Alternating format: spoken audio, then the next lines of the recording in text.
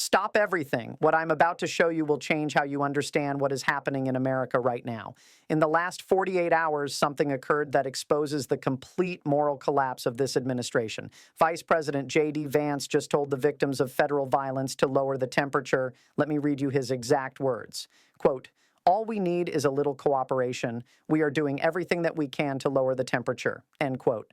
This is not about immigration policy. This is about whether accountability exists in the United States of America, because here is what Vance said this after ICE agents shot and killed Renee Good, a U.S. citizen and mother of 3 in Minneapolis. After federal agents dragged a 5-year-old boy from his home and flew him to a detention center in Texas. After his own administration turned Minnesota into a war zone. Vance looked directly into cameras and told Minnesotans that they need to cooperate, that they need to lower the temperature. Translation, stop resisting while we terrorize your communities. Stop complaining while we kill your neighbors. The audacity is breathtaking. Hit that subscribe button right now, because what I am about to expose over the next 20 minutes will show you exactly how victim blaming has become the official policy of the United States government. And it is happening faster than anyone predicted. This story is just getting started. Now let me show you the blood trail that led to Vance's victim-blaming speech. Because what he said did not happen in a vacuum. It happened after a systematic campaign of violence that has turned Minneapolis into a federal occupation zone. January 7th, 2026, 1:30 p.m., ICE agent Jonathan Ross opens fire on Renee Nicole Good in South Minneapolis. Good was a 37-year-old U.S. citizen, a writer, a poet, a mother of 3 children. She was not the target of any immigration operation. She was helping her immigrant neighbors when federal agents killed her. Here is what the Department of Homeland Security wants you to believe. They claim Good rammed her vehicle into Agent Ross. They claim she tried to kill a federal officer. But here is what actually happened. I have seen the video footage. Good's vehicle moves in reverse a few feet, then begins driving forward slowly. As the SUV moves forward, multiple gunshots ring out. The vehicle crashes into a parked car. That is not ramming an agent. That is an execution. But it gets worse. January 21st, Columbia Heights, Minnesota. 5-year-old Liam Conejo Ramos arrives home from preschool. He is walking up his driveway when ICE agents surround him. They detain this child. They separate him from his family. They fly him to a detention center in Texas. Liam has a pending asylum case. He has no deportation order. He is 5 years old.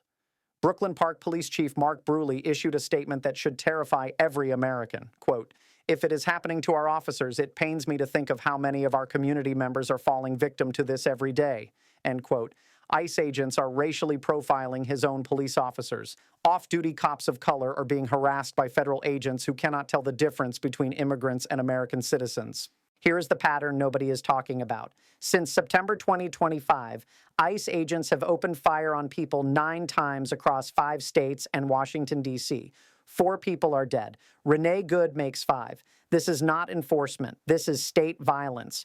2025 was the deadliest year for people in ICE custody in more than 2 decades. 32 people died in immigration detention. We are 3 weeks into 2026, and 4 more people are already dead.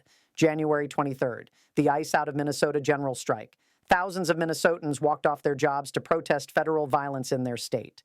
The response from Washington was immediate. More agents, more raids, more violence. Subscribe right now, because when this escalates, and it will escalate, you will see the evidence here first. Share this video because people need to understand what is happening in their own country.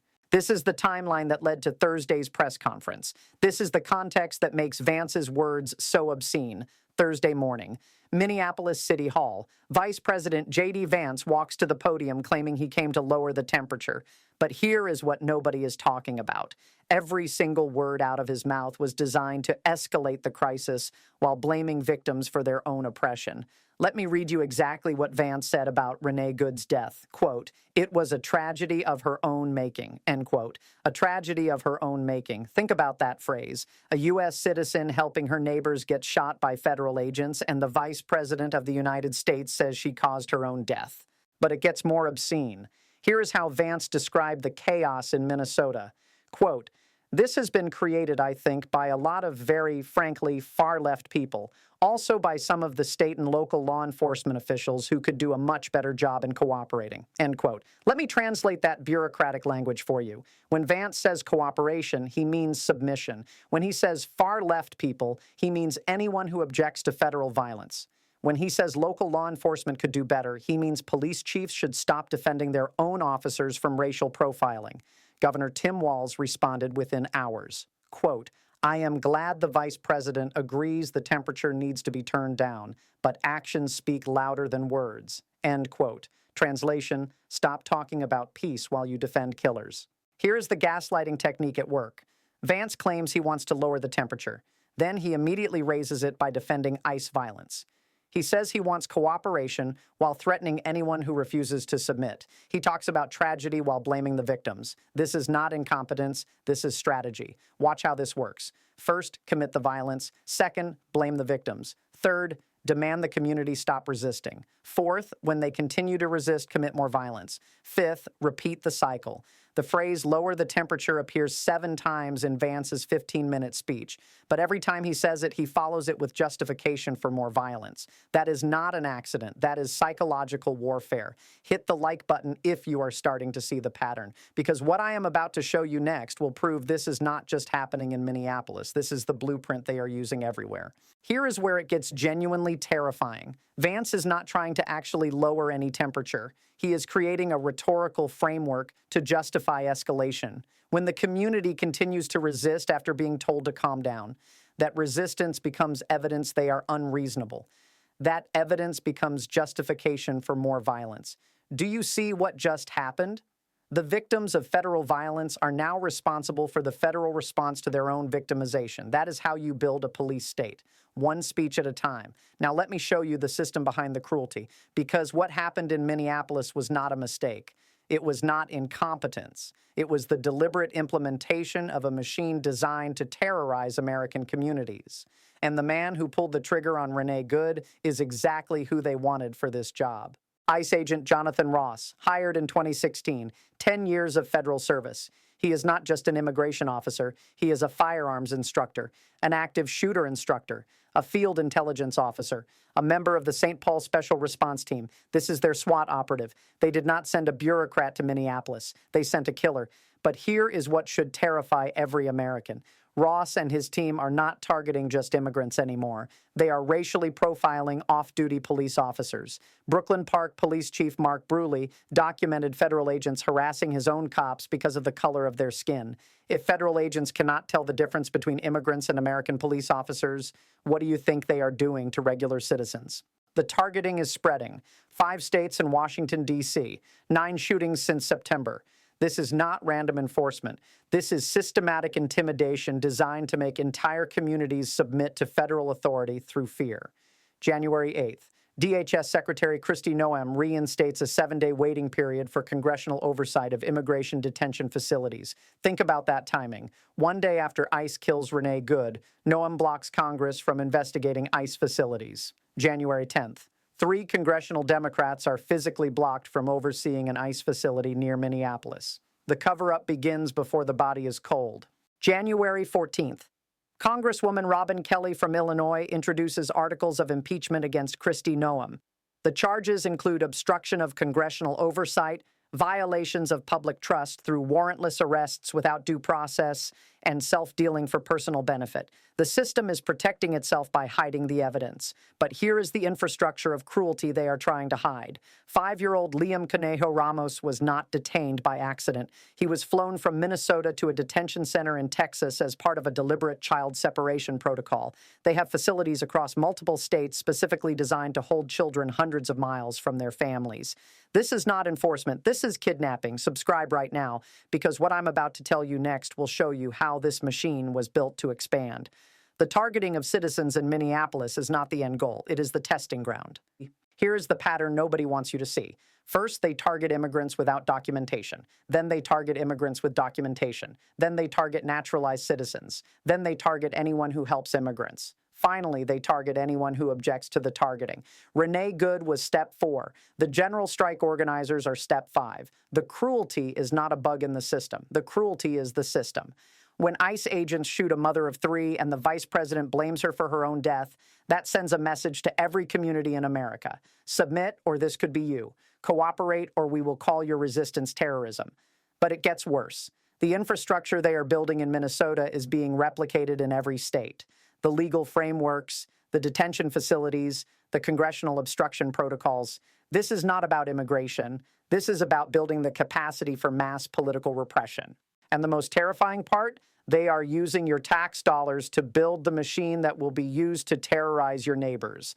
Every detention center, every SWAT team, every psychological warfare specialist like Jonathan Ross.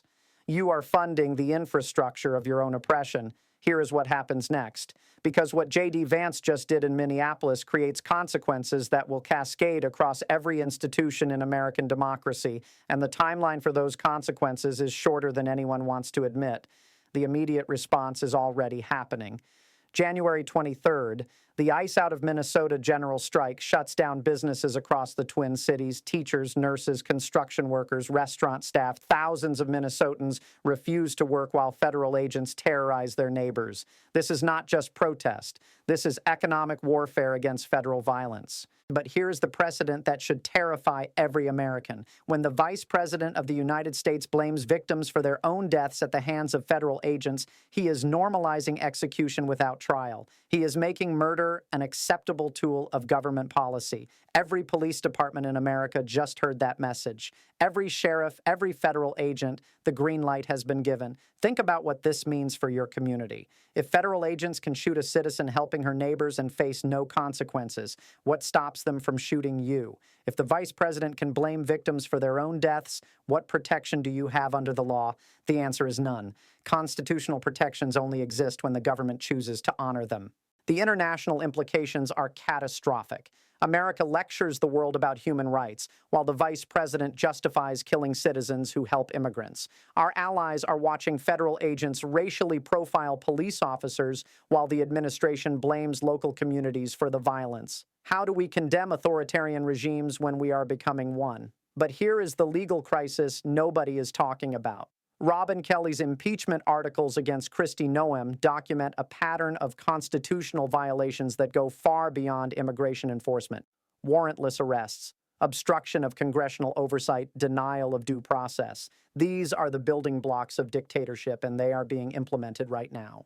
The split in law enforcement is accelerating. Local police chiefs are condemning federal agents. State officials are refusing cooperation. Federal authorities are threatening prosecution for noncompliance. This is not immigration policy. This is a constitutional crisis where different levels of government are choosing sides in a conflict over who has the authority to use violence against American citizens. Share this video because your friends and family need to understand what is happening. The mainstream media will not tell them that the vice president just blamed a mother of three for her own execution. They will not explain how victim blaming becomes policy justification for expanded violence. Here's the economic calculation every business owner needs to understand.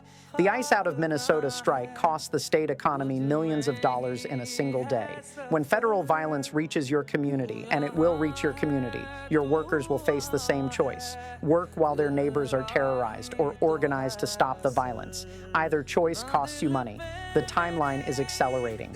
In the next 30 to 60 days, we will see this Minnesota model exported to other states. More ICE violence, more victim blaming from administration officials, more local resistance, more federal retaliation. The pattern repeats until something breaks. The question facing every American right now is simple.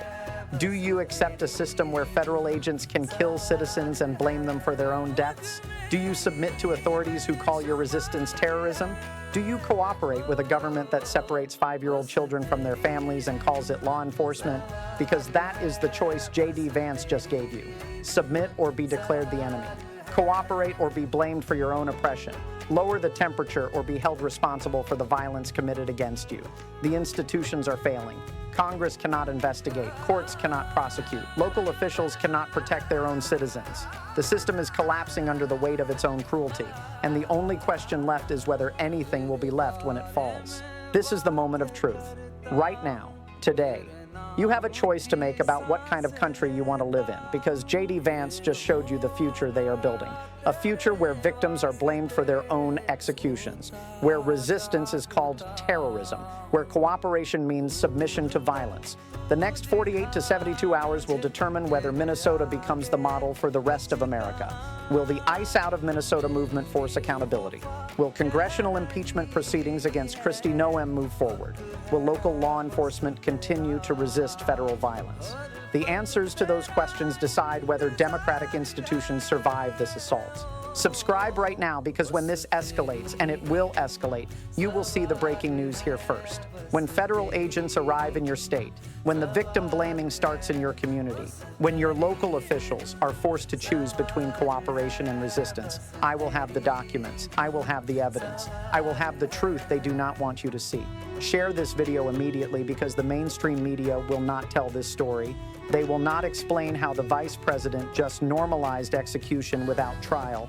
They will not connect the dots between Minnesota today and your neighborhood tomorrow. Your social media feed might be the only place your friends learn what is actually happening in America right now. Hit that like button, because it tells the algorithm this information matters. Every like moves this story higher in the recommendations.